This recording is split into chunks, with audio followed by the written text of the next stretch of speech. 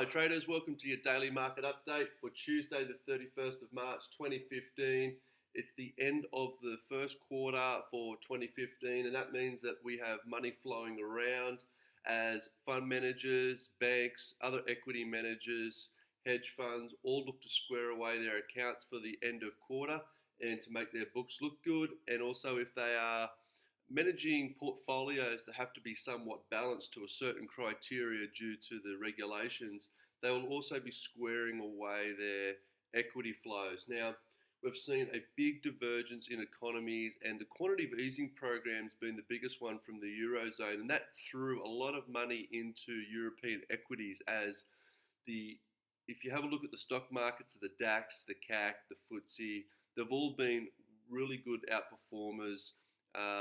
And that's because the European flow of money has also affected the FTSE, which is the UK one. But we've seen money flow into there, and now we've come to the end of quarter. That means that they've rallied some 14, 15, 20% for the quarter, and other markets have been somewhat flat. And what's going to happen now is those portfolio managers are going to have an outweighing effect on their portfolios in the European assets, and they'll have to readjust those back to the equilibrium that they're supposed to for their criteria of their investment strategies. So money will be flowing back into the US dollar, and that's what we've seen kicking off last night, and I think it will continue as they square away their portfolios. It's a natural phenomenon that happens every quarter, and money just flows depending on what's happened in the previous quarter just to readjust itself. So anyway, that's a little bit behind what's going on with the US dollar, but we've also seen iron ore prices hit a 6-year low, and that's really punished the Australian economy. And we are now focusing ourselves back onto Europe. So we've seen some data come out overnight that wasn't too bad, and the euro keeps struggling to break above the $1.10 mark, and it's rejected it for a few times. I thought that with improving data, we would see a break above it by now, and it hasn't come to fruition. So that really shows you the weight that is on the euro. And I think having a look at the price action, it is definitely not going to break above the $1.10 in the near term, in my opinion. And I think we could actually be looking for some significant downside now. I did mention that we could be looking at a bounce in the short term, but overall we are looking at a big downward move for the euro due to the situation and the massive quantitative easing program. And since we haven't had a break to the upside by now, it's about time that we start considering the downside, and the European risks are definitely starting to come back into headlines. So you'll start to notice Greece is getting more and more attention as they get closer to needing to repay their debt. And there's a lot of restructuring, there's a lot of work that needs to be done before that's going to get across the line. So that's a big risk there. And a Grexit, which is the Greece exit from the Eurozone, is still on the table. And we still haven't come up with sustainable reforms that Greece were pushed to present 2 months ago. So there's a big risk there.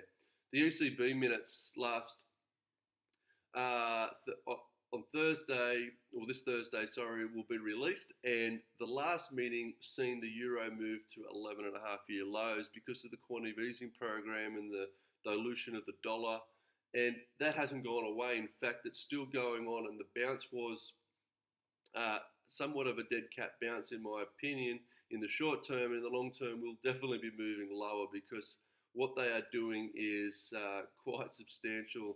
And if you really dive into the mathematics behind it, the central bank is willing to go to extreme levels to stimulate their economy. It's exactly what they're doing. They're keeping their interest rates low. And therefore, I believe that the minutes on Thursday will be dovish once again, and it will put pressure on the euro, and the euro could fall quite a bit. We're also seeing some weaker German data. So even though we had some confidence to the upside in terms of the German confidence index, I believe that we'll see some retail sales, and they're going to come out tonight. And I believe that they're going to be weak, and that could also add some impact. We're also going to start to see the Federal Reserve come back in and talk more and more leading into the end of this month. And I think that's going to actually continue to put pressure on the other economies and the US dollar strength is only going to get stronger as they start to remind us that rates are going to rise in 2015. All right, so that's enough chatter about just generally what's going on in the market. Of course, oil prices continue to decline, so we've seen a big move in commodity currencies. I should spit that out. So let's have a look at what we've got coming up tonight. We've got some retail figures, as I said. That's going to be important. That could be weak onto the euro, and we also need to have a look at Germany's unemployment to make sure there isn't a slide there. And I think that we're going to continue to see an actual slide in the currency pair, and it's quite evident in the charts. The pound is definitely in focus tonight. We have GDP. It'll be interesting to see what the figures come out there, especially for the quarter. And it could come out weak, and we could see a little bit of pressure on the pound as well. Consumer price index for the entire eurozone will come out. I think that will be weak, and we'll have to keep an eye on that. And unemployment rate, I believe, should be flat. We do have the G7 meeting, but I don't think a lot's going to come of that. Moving into the US session, we do have consumer confidence, and I think that between consumer confidence and some gross domestic product out of the Canadian, that will keep the US quite busy in terms of the trading session. We don't have too much Wednesday morning, so I'll follow on with what we've got with the ISM and everything like that on Wednesday. But tonight's actually quite a busy night.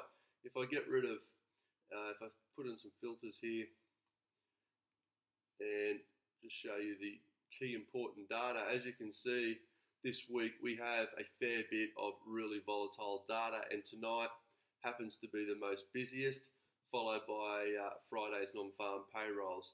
So, and we need to definitely keep an eye on Thursday's ECB meeting. So, very busy this week and finishing out the week, and I think we could see a fair bit of price action, which will lead to the US dollar strength. Talking of the US dollar strength, here's the index. We did get the bounce. It does look like it's going to follow through. And as I've mentioned, I am focusing on the key $100 level. But until then, there's still a fair bit of movement for it to get up to test that. And there's probably some trades to be had between now and then to try and get some money out of that. So keep an eye on the dollar index and its continual strength. I've been looking at it on a 1 hourly chart and comparing it to the other currency pairs, and you'll notice that there is a lot of correlation there. Let's have a look at the currency pairs. We'll start off with the New Zealand as always, and the downtrend that I mentioned that there could be support at 75 cents, well, that hasn't come to fruition. The US dollar strength has definitely kicked into gear, and I think that'll follow through. And now that we've broken that support, the next support will be at 74,500, which is the uptrend here from the double bottom, and we started to make higher lows and higher highs. This will be the critical point around this area here, and a break below that will definitely open up to the downside. But for now, I'm very bearish due to the US dollar strength, and if we go to some shorter time frames, probably need to tidy up that. We'll see that I'll be looking to see what happens here at the key levels. If I have a look at the Australian dollar, it's smashed through everything, and that is due to the iron ore price, which really affects the Australian economy heavily, as iron ore is their largest export. And I believe that we could be taking up these lows. On a fundamental point of view, I have been saying it for some time that the Australian dollar will go lower and needs to go lower. I think that it's definitely eyeing off the lows and continuing. So nothing but short trades for me. This downtrend line, as you can see historically, we have broken through it, and then today we've come up on the 4 hourly, tested the back of it, and now falling towards 76 cents. 76 cents has had a significant amount of support in the history, and I think a break of that will definitely just open up and hit a lot of stop loss orders and open up positions more to the downside. So for now, it's definitely US dollar strength, and the Australian dollar bears as commodities continue to fall, not only iron ore but gold as well. The euro is also looking very bearish. Now, we had this pull above the downtrend line, but as I said, I wasn't convinced that it wasn't a false breakout. We did have a pull back, and then we had this indecision that I mentioned on Friday where it was a pretty flat day, but then yesterday confirmed that it does want to go lower, and it's just continued into today's session. If I go to a 4 hourly chart, this uptrend, as you can see, it bounced off it and it's faded below, and then today we've just opened up with a bit of weakness, and we're now trading below $1.08. Now that's a big indication to me that we're definitely going to come down and test the $1.07 at some point, so I'm looking at short trades only and looking to continue to swing opportunities as well as compound my returns with some scalp. Now, the pound has been trading in a consolidation that I've been focusing on, this triangle, and it looks like we've got a breakout. It's one that I'm comfortable with, that a breakout has been sustainable. We have broken the $1.48, we bounced above it, and then we stalled, tested the back of this triangle, and now we're fading away, and I believe we will come down to test $1.47, which once again, historically, just like the Australian, we have had support in the future, but a break below that should continue to send the pound lower, especially with the US dollar strength. And if we continue to see some flat to weakening data out of the UK, which will lead investors to believe there won't be an interest rate rise anytime soon until the global economic data continues to improve. So for now, if I go to I'll just quickly go to a 1 hourly chart, you can see that we're definitely in a downtrend. We're not in the European session or anything like that yet, so we may have a little bit of a bounce, and you may get an opportunity once you go to some even smaller time frames. It might come up and reject $1.48. You might be able to get in shorting from there. The CAD's been the powerhouse in terms of the US dollar strength and oil tanking. It's been quite a bounce off $1.24, and I said that there's a very strong level. It looks like it wants to hold. We've had a bounce and continuation. I think that it will continue with the US dollar strength, and I believe that with oil prices continuing to fall, we could see the price come up and test $1.48 and then move on to the $1.30 that we were eyeing off last month, and we'll have to see what goes on in the coming sessions. It has been a very good run, and we just need to keep an eye. There's been very big moves, and we can get some short-term pullbacks, so just be careful of that. And if we do, it's only going to give us an opportunity to get in at better prices.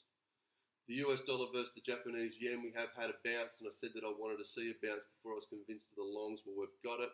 Now we need to find an opportunity to get in.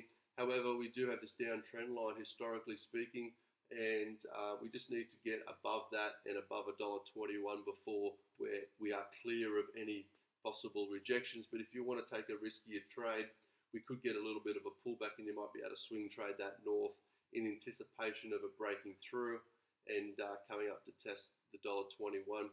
It's one that will be a little bit riskier than waiting, but nonetheless, it is a trading opportunity that if you take all precautions, there could be something there in it for you. All right, well, that's my quick market wrap up for today. I apologise, and I'll be back again tomorrow. I have been working on some courses, some trading strategies, and make sure you tune in to Instagram for photos and updates, and Twitter for my commentary throughout the trading session. And until tomorrow, trade well.